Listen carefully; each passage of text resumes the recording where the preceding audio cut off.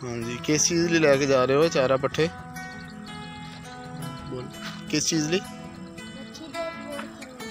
खरगोश रखे हुए ने। अच्छा अच्छा अच्छा, तो केड़ी क्लास पढ़ते हो? 1 च पढ़ते हो? सही है। यह छोटा है भी पढ़दा? सही है, शाबाश शाबाश। तो खरगोश रखे हुए ने, बच्ची रखी हुई उन्होंने वास्ते, है ना? माशाल्लाह, चलो दिल लगा के पढ़ो पुत्र। हाँ हाँ, मैं दिखाता हूँ आपको।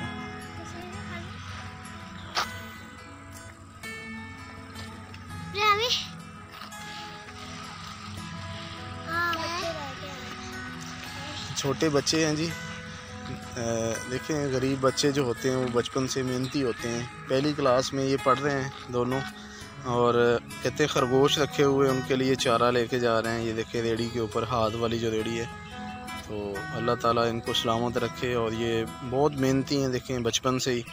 तो जब ये बड़े होंगे तो ये मेहनत से कतराएंगे नहीं।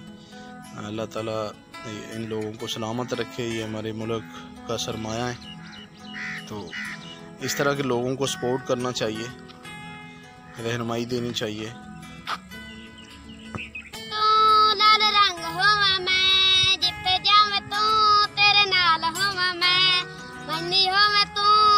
मेहंदी हो मैं तू